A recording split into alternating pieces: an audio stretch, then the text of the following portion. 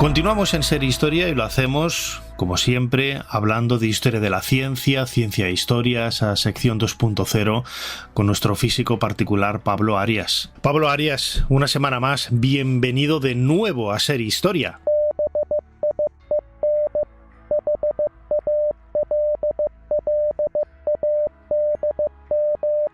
Pablo, ¿qué hemos escuchado? Me has dicho bienvenido como siempre y yo, como siempre, te he respondido con bien hallado, pero en código Morse. Bueno, entonces intuyo que hoy vamos a hablar de este sistema de comunicación, de este lenguaje tan curioso, el Morse. ¿Se sigue utilizando el Morse en la actualidad? A ver, sí y no, te lo voy a desarrollar a lo largo de esta sección. Bueno, efectivamente, hoy vamos a hablar de Samuel Morse y su famosísimo código, el código Morse que tantos beneficios ha dado a la humanidad. Uh-huh. Bueno, muchísimos beneficios en el sentido de que, bueno, permitía la comunicación a distancia de una forma... Es casi como el Esperanto, ¿no? De la comunicación sin hilos y con hilos, ¿no? También, de las dos formas. A ver, de hecho...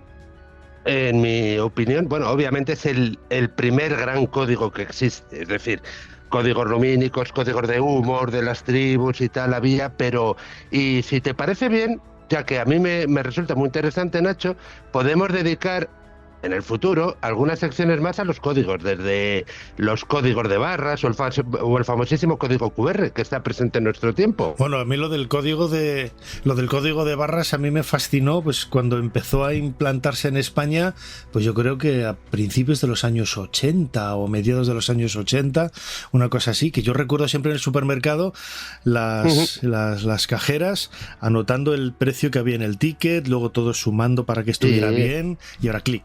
Y para clic, automatizarlo. Clic. Sí. Pues es que mira, Nacho, dentro de todas las casualidades que me han pasado en la vida, mi primer trabajo como físico fue en la empresa que era número 1 en lectores de códigos de barra.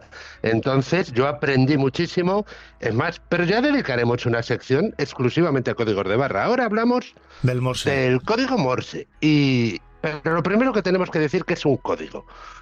Y en definitiva, un código es un modo de dar cuerpo a la información que transmitimos. Por ejemplo, cotidianamente en nuestro habla, por ejemplo, es un código, que es el idioma. Claro. Y es eso. Uh-huh. ¿Y cómo nace el Morse? ¿Cómo se le ocurre a Morse diseñar este código? A ver, como te vengo diciendo en todas las secciones, en cuanto respecta a ciencia o a técnica o descubrimientos que realizamos, siempre hay una casuística, siempre hay una casualidad. En este caso, lamentablemente, es trágica. Samuel Morse, a ver, vamos a empezar. Nació en Boston y a finales del siglo XVIII y estudió en la Universidad de Yale, en un college. Y allí se instruyó en matemática y filosofía religiosa. Pero, y aquí es la clave, también estudió electricidad. Y esto es de radical importancia para nuestra historia. Aunque más adelante su amor a la pintura, fíjate qué curioso, hizo que se dedicase a ella, era profesional, era pintor profesional. De tal modo que, bueno, viajó a Londres a estudiar dibujo y se convirtió, en su época, en un reconocido pintor. Lo llamaban para hacer retratos o para hacer paisajes o... Sí. ¿Y cómo reconvirtió ese trabajo de pintor en la física? Porque esto es física pura. Sí, bueno, mi ingeniería también es física en la parte que corresponde a la electricidad y al electromagnetismo, pero también ingeniería porque tienes que diseñar aparataje para poder transmitir. Pues mira, como te dije, viene de una tragedia, y es que en 1825 Samuel Morse estaba en Washington, D.C., porque le habían encargado un retrato. Y allá estaba el hombre cuando recibió una carta diciendo que su esposa, de 25 años, y que acababa de dar a luz su cuarto hijo, estaba enferma. El bueno de Samuel Morse abandonó la labor con el retrato y se dirigió a su casa, que estaba en Connecticut. Son aproximadamente unos 500 kilómetros, que ahora, pues bueno, en coche sin parar serían, pues eso, unas 6 horas. Pero entonces, en caballos, carruajes y demás, pues llevaba su tiempo, pero tampoco era mucho, porque eran 500 kilómetros. El caso es que cuando llegó a casa, Samuel Morse no se pudo siquiera despedir de su esposa porque ya estaba enterrada. Y este hecho le produjo una enorme zozobra, y esta desgracia fue la chispa para que reflexionase sobre la necesidad de mejorar las comunicaciones. Y bueno, si quieres te sigo contando. Que la historia de estos hallazgos siempre tiene un trasfondo, en este caso trágico, y siempre suele estar relacionado una finalidad, intenta resolver un problema, una causa tiene un efecto, y todo tiene su razón de ser, ¿no? Y él, Morse, pues quería, como decías ahora, mejorar las comunicaciones. Claro, es que lo que no podemos hacer, y bien lo sabes tú, como historiador en la historia, es dar marcha atrás. ¿Qué habría pasado si no hubiese fallecido la esposa de Morse? Pues igual nos habríamos perdido un genial pintor. No lo podemos saber. El caso es que la casuística, sus conocimientos de electricidad, de matemáticas y la desgracia que le pasó le llevó a intentar idear un modo de comunicación. A esto le ayudó que bueno, hizo un viaje por Europa y entonces estábamos en los albores del estudio del electromagnetismo. Y entonces empezó a pensar en la posibilidad de en un circuito eléctrico, dando interrupciones, unas más largas que llamaremos rayas y otras más pequeñas que llamaremos puntos, transmitir información. Y así, el 6 de enero de 1833, Samuel Morse realiza la primera demostración pública de su telégrafo. Y acaba de nacer la telegrafía. En ese mismo instante, ya se puede transmitir información en poco tiempo y a largas distancias. Ahora falta desarrollarlo. Estoy resumiendo mucho cuál fue el proceso, pero el proceso es largo, da para, bueno, da para todo un estudio. Pero decir que, bueno, que en el momento que realizó su primer prototipo y lo dio al público, abandonó la pintura y se dedicó de cuerpo y alma, pues eso, al desarrollo de la telegrafía. Ya tenemos la máquina. Ahora hace falta el idioma, lo que decíamos, el código. Y ahí sí que necesitó la ayuda de un ingeniero, Alfred Vail, que fue el que empezó a estudiar cómo poder minimizar lo que necesitamos para poder transmitir fidedignamente a larga distancia con un código. Y lo hizo de un modo muy inteligente, porque usa la frecuencia de uso de un idioma, en este caso del idioma inglés. ¿Qué es la frecuencia de uso? Mira, Nacho, todas las letras de nuestro idioma tienen una frecuencia de uso. Y, ejemplo, tú imagínate que tomamos una obra, El Quijote, y decimos, ¿cuántas veces aparece la A? ¿Cuántas veces aparece la B? ¿Cuántas veces? Pues de ahí tenemos un patrón de distribución de probabilidad. Y, por ejemplo, en nuestro caso, la letra que más se utiliza o se utiliza con más frecuencia es la letra E. Y también en el inglés. Entonces, el ingeniero Vail empezó a crear un código y a la letra E le da un punto, que es el corte mínimo que se da en la transmisión de telégrafo. A la A, por ejemplo, le da un punto y raya y bueno, y así poco a poco va realizando el código. Al inicio querían un código solo para números, pero dijeron que bueno, que lo ampliaban para letras y bueno, y fue perfectamente válido durante mucho tiempo. ¿Tú sabes código Morse? Pues mira, me da vergüenza porque sí y no. A ver, me lo supe y lo tendría que desempolvar porque yo de jovencito era scout en INPESA 379 y ahí lo aprendí. Y luego, de mayorcito, es que yo soy una persona muy curiosa, Nacho, y de mayorcito yo tengo el título de transmisiones por radio.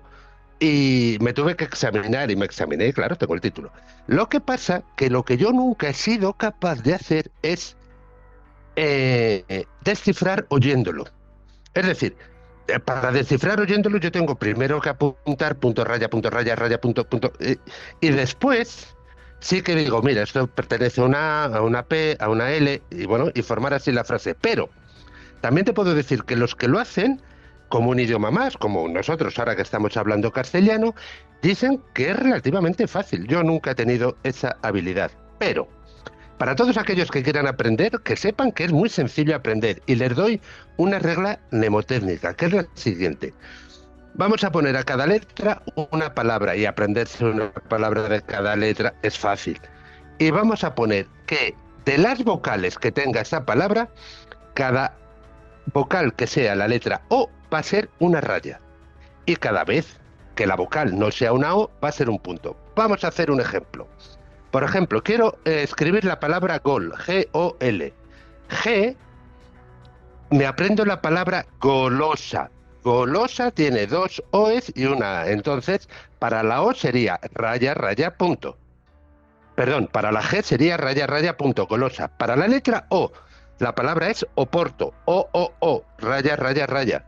Y para la L es limonada, es decir, punto, raya, punto, punto.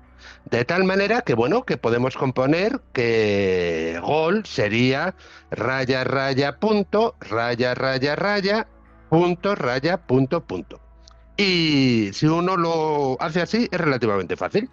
Bueno, tú lo ves fácil, pero bueno, ya para ir acabando, Pablo, sabemos que, bueno, hoy se le reconoce pues muchos logros, ¿no?, a Samuel Morse por Sí. el invento del código, pero hoy, precisamente en pleno siglo XXI y en el siglo XX también, sería totalmente políticamente incorrecto, podríamos decirlo, ¿no? Y un transgresor, bueno, pues hijo de su tiempo también, tampoco te puedes decir más, ¿no? Claro.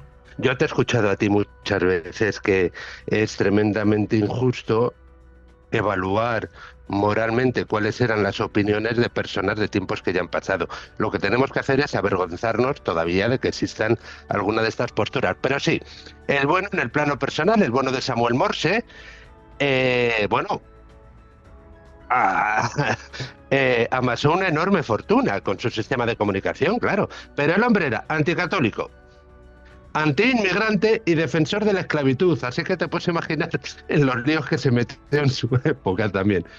Y otra cosita, la última transmisión de Morse en la telegrafía comercial de Estados Unidos es en 1999, y 2 años antes la Armada Francesa transmitió el último mensaje, que fue, es que a mí me gusta el mensaje, dijo la Armada Francesa: llamad a todos. Este es el último mensaje antes de que nuestro silencio sea eterno. Es un mensaje bonito. Para los oyentes de la cadena SER en especial.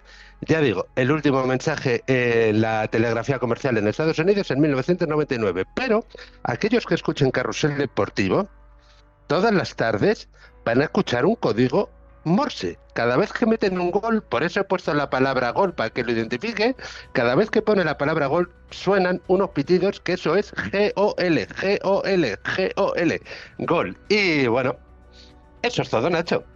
Bueno, pues una historia realmente fascinante. La verdad es que podríamos estar horas y horas, ¿no?, hablando de la historia de Samuel Morse y de ese código tan maravilloso que tantas vidas ha salvado y tantos avances ha permitido a lo largo, pues eso, del siglo XIX y XX. Pablo Arias, físico, como siempre, compañero, muchísimas gracias una vez más por habernos ayudado a hacer un poquito más de historia. Muchas gracias, Nacho, como siempre, por ayudar a difundir la ciencia. Decir que este capítulo, como no puede ser de otro modo, queda dedicado al agradecimiento a Samuel Morse. Para no perderte ningún episodio, síguenos en la aplicación o la web de la SER, Podium Podcast o tu plataforma de audio favorita.